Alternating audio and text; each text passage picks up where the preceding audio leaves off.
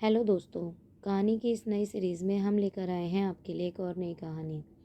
इस कहानी में मैं एक लड़के का रोल निभा रही हूँ। दोस्तों, अगर अभी तक आपने हमारा चैनल सब्सक्राइब नहीं किया है तो प्लीज़ सब्सक्राइब कर लीजिए। ये बात कुछ दिनों पहले की है, जब मैं बैठा बैठा मोबाइल चला रहा था। तभी मेरे पास एक अनजान भाभी की दोस्ती के लिए फ़ेसबुक पर रिक्वेस्ट आई। मैंने वह स्वीकार कर ली और कुछ ही देर बाद भाभी का मुझे मैसेज आया। उन्होंने मुझसे खुद से बात करनी शुरू की। उनसे बात करने का पर पता चला कि वह दिल्ली की रहने वाली है। उन्होंने अपना नाम काजल बताया और मेरे पूछे जाने पर उन्होंने भी बताया कि उनकी शादी हो चुकी है और उनके पति गाड़ी चलाते हैं और ज़्यादातर काम से बाहर ही रहते हैं। घर पर उनके चक्कर 10-15 दिन में एक बार लगता है और तब तक वो अकेली ही रहती है। काजल भाभी को अभी तक कोई बच्चा भी नहीं था। धीरे धीरे बातों का सिलसिला यूं ही चलता रहा और उसके बाद मेरी उनसे रोज़ बात होने लगी। लगभग 3 महीने हो चुके थे और अब हम सभी तरीके की बातें खुलकर करने लगे थे। और एक दिन मेरे मांगे जाने पर काजल भाभी ने मुझे अपने प्राइवेट तस्वीरें भेजी, जिसको देखकर मेरे मुंह से लार टपकने लगे और मैं कामुकता से भर गया। काजल भाभी की उम्र 28 साल थी। वो देखने में सुंदरता के साथ साथ एक बहुत ही आकर्षक जिस्म रखने वाली औरत भी थी। जो भी उन्हें देखे तो देखता ही रहे, ऐसा था उनका सुडौल शरीर। और एक बार काजल भाभी ने मुझसे पूछा, तुम्हारी कोई गर्लफ्रेंड है? मैंने बिना सोचे समझे मना कर दिया और अपनी गोल गोल बातों में फंसाने लगा। वैसे तो मैं एक शादीशुदा लड़का था, पर काजल भाभी को खोना नहीं चाहता था, इसलिए मैंने उनसे झूठ बोल दिया। मैं हर रोज़ काजल भाभी के सुंदर जिस्म की तारीफ़ करता और वो खुशी से झूम उठती। धीरे धीरे वो मेरी तरफ आकर्षित हो रही थी और मैं भी उनसे मिलने को बेचैन था। मेरे जिस्म में अलग तरह की हलचल हो उठती जब मैं काजल भाभी के बारे में सोचता। और एक बार काजल भाभी का पति किसी काम से गाड़ी लेकर शहर के बाहर गया हुआ था। तभी उन्होंने मुझे फ़ोन किया और मुझे अपने घर आने को बोला। हम एक ही शहर में रहते थे। मेरे घर से उनके घर का सफ़र मात्र 1 घंटे का था और मैं उनके घर चला गया। घर पहुंचने पर मैंने डरते हुए कपकपाते हाथों से उनके घर का दरवाज़ा खटखटाया और थोड़ी देर बाद अंदर से दरवाज़ा खुला और मेरी आंखें भी खुली की खुली रह गईं।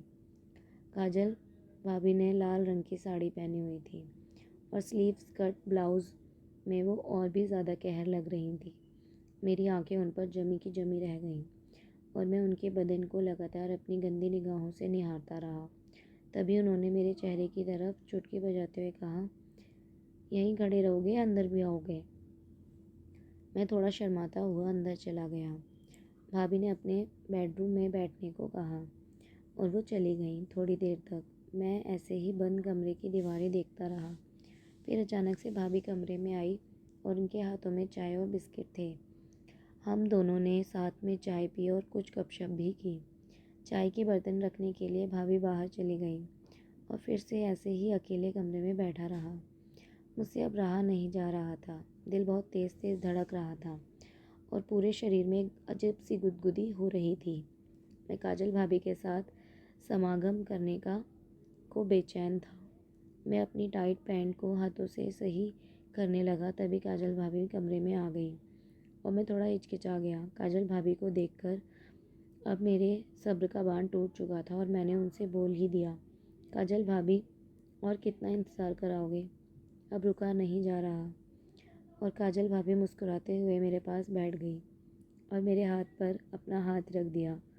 उनके हाथ रखने पर मेरे शरीर में 440 वोल्ट का करंट उतर गया और मैं उनके बालों को सहलाने लगा और उनके गले लग गया।